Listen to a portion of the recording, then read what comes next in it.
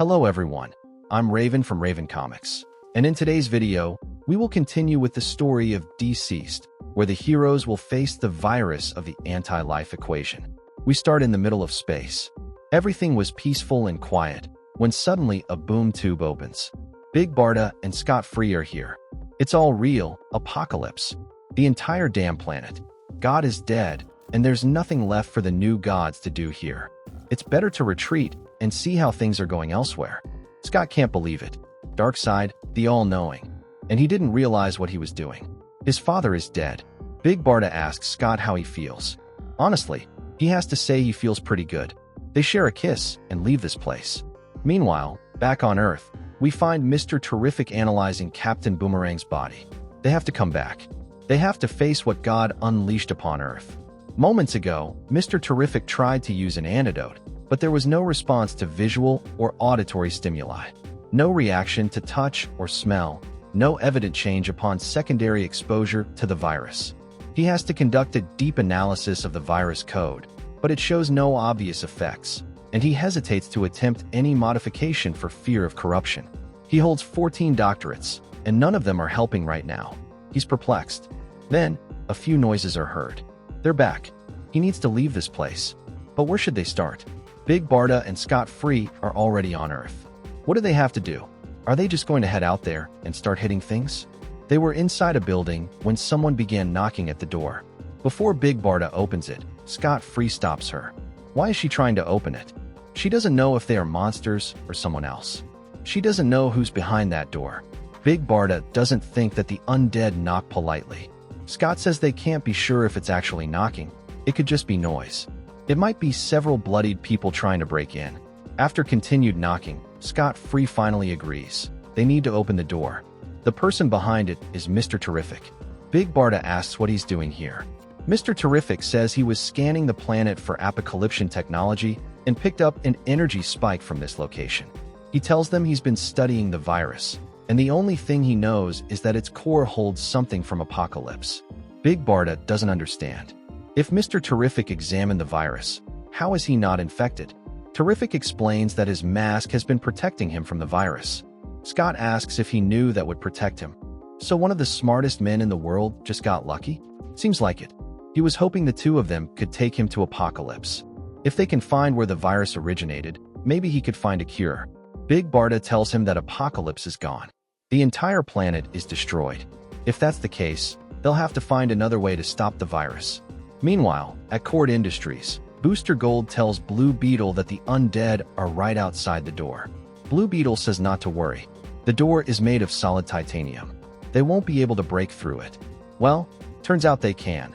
The door is completely destroyed. But it wasn't the zombies, it was Big Barda. Now Barda asks them to wait. They're almost done cleaning up outside. Booster offers help, but Barda says no, they're doing fine. For Blue Beetle, it's pretty great to see Big Barda again. She's happy too. She'd give him a hug, but she's covered in zombie guts. Scott's in even worse shape, with part of an ear stuck to his suit. Booster asks what they're doing here.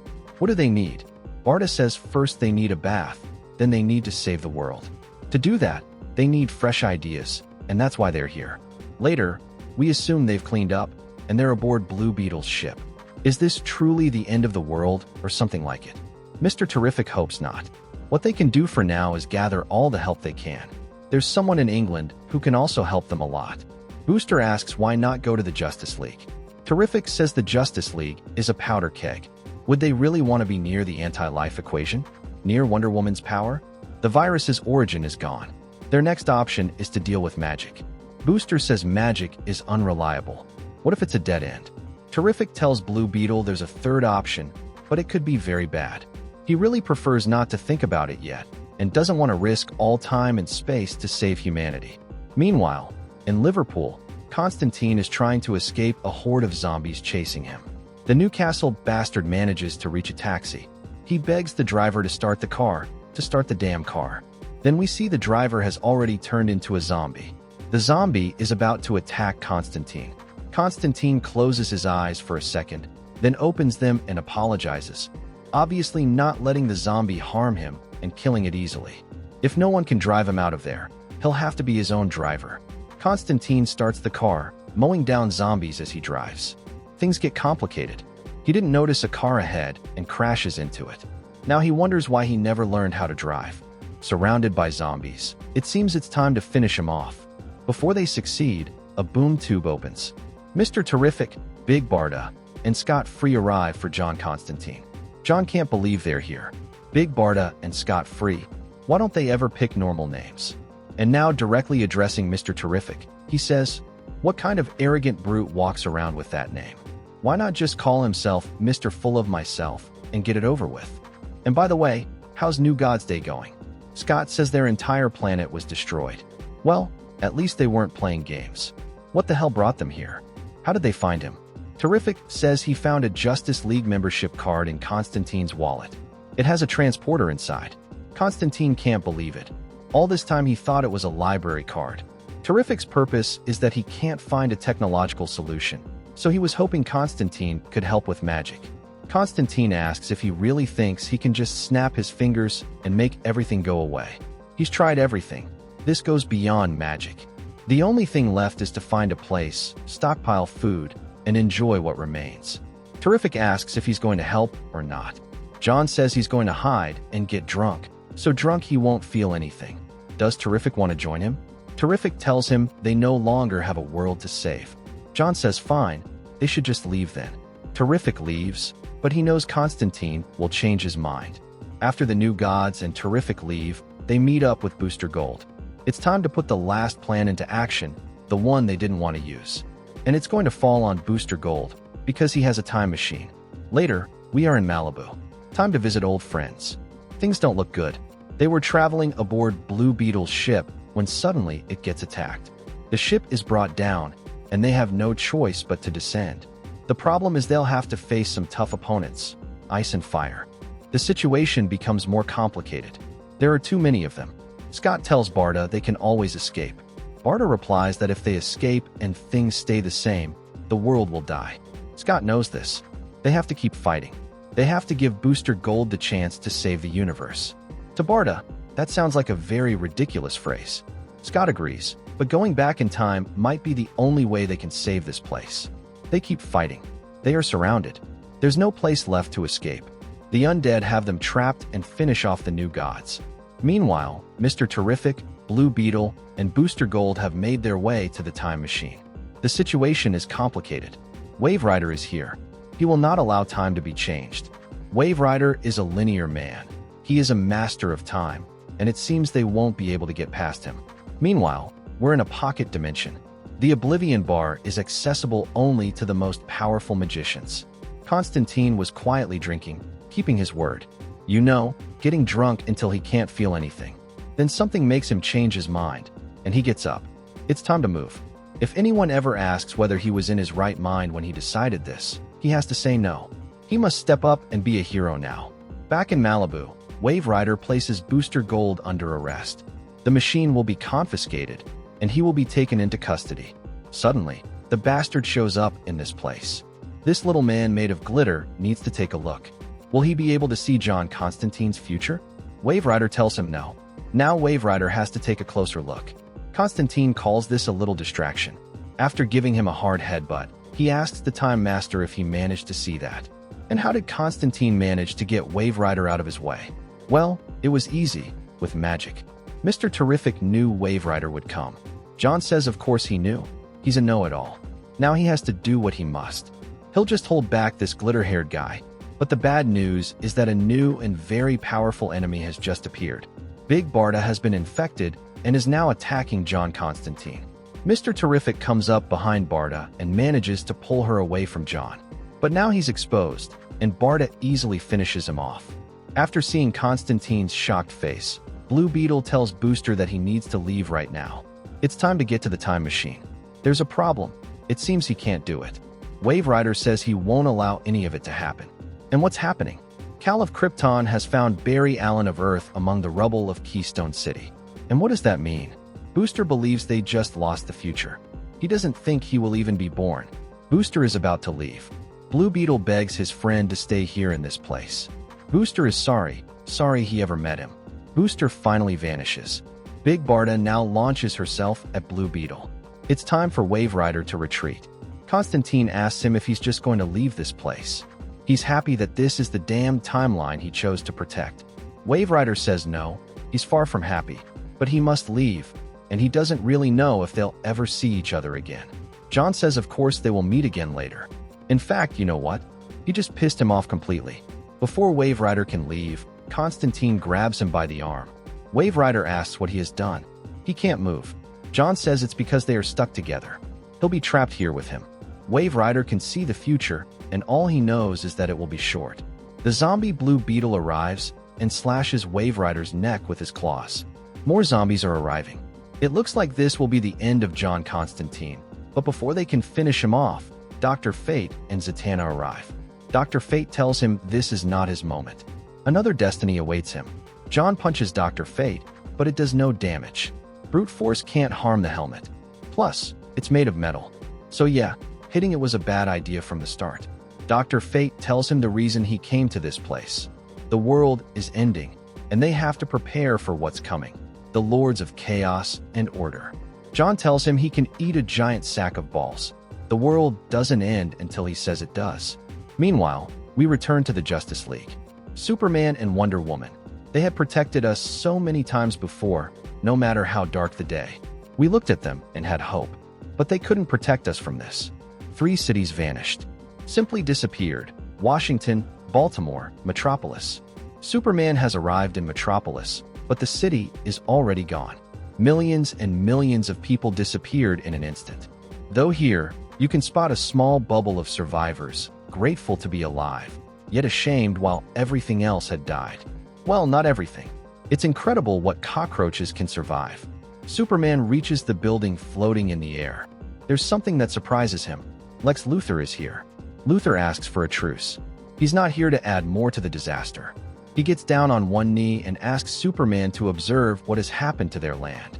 In the following days, they brought down the internet, every mass digital transmission device. Everything people relied on was cut off, so that the only way the virus could spread was through human contact. 2 major sanctuaries were established for survivors, places we thought could not be reached by the infected. We are with Wonder Woman, who is in Themyscira. Her idea is to allow all survivors to enter the island, but the High Command is unwilling to permit it. They have never allowed a man to set foot here. Diana tells Philippus that soon there will be nothing left of the world of men. They will be alone on their island, surrounded by death, with an inevitable siege. They are supposed to be protectors. It's time to offer protection in this place. Wonder Woman, Superman, and Queen Mara raised portions of the seabed, adding new land to Themyscira for the world's refugees. Paradise Island was no longer a paradise. Gotham's jungle grew within a week. Nothing could penetrate its thorn-covered walls. It was obvious who had taken refuge inside. We hoped she would agree to help. We are now with the new Batman, Damian Wayne, who tells Oliver and Dinah that he will be the one to speak once they're inside. Oliver asks if he's sure about that. He's not exactly a people person, but Damian tells him Ivy isn't exactly a person. Before they can get through the wall, zombie Killer Croc appears behind them. Batman and Green Arrow attack him. Before they can finish him off, Killer Croc is impaled by some branches. The branches didn't only take down Croc, they also went after Damian and Oliver. Green Arrow tells Dinah to free them. Damian says no, they must not hurt the plants. Poison Ivy and Harley Quinn appear. Harley tells Damian that what he said was very well said. But look who they have here, they just killed Killer Croc. She then asks Oliver how incredible the Wall of Death is. Green Arrow says that incredible wouldn't be the word he would use. The question for Poison Ivy is, why is Robin dressed like a little Batman? Damian tells her that Batman is dead. Harley can't believe it, and Ivy expresses her sorrow. After saying these words, Pamela lets him go. The reason for their presence is because they are looking for a sanctuary for the survivors. Harley says that she and Ivy have already had that conversation before, although Pamela wouldn't exactly call it a conversation since Harley was just pestering her unnecessarily. Harley tells her she'll stop pestering her once she agrees to be a benevolent jungle queen. The redhead Shirley must have some empathy blooming in her heart. It seems Poison Ivy is going to let them all in. But first, she has to establish a few rules. The fruit of the green will be eaten as the green commands. But if any human harms the green, they will be expelled and fed to the monsters. Oliver finds that fair. Damien says they will accept any terms. Cyborg and Luther manage to design closed communications. The Fortress of Solitude was prepared as a new information center and a new hall of heroes. They got to work. To Luther, it's quite impressive. He wonders why he never worked with Cyborg before. Victor tells him it's because he kept trying to kill him and his friends. Lex says that's true, but in his defense, that was before he realized Cyborg could be useful. Oliver asks what they are working on. What they are looking at are blueprints for Arks. The Arks would house 7 million people. Superman says they're not going to leave. Luther claims he's the smartest person on the planet. Before continuing, he asks if Batman is dead. If so, then what he just said is correct. He is the smartest person on Earth. He tells them the world is finished. It's inevitable. If the human race is going to survive, it must leave Earth. Superman disagrees. They are not abandoning the planet.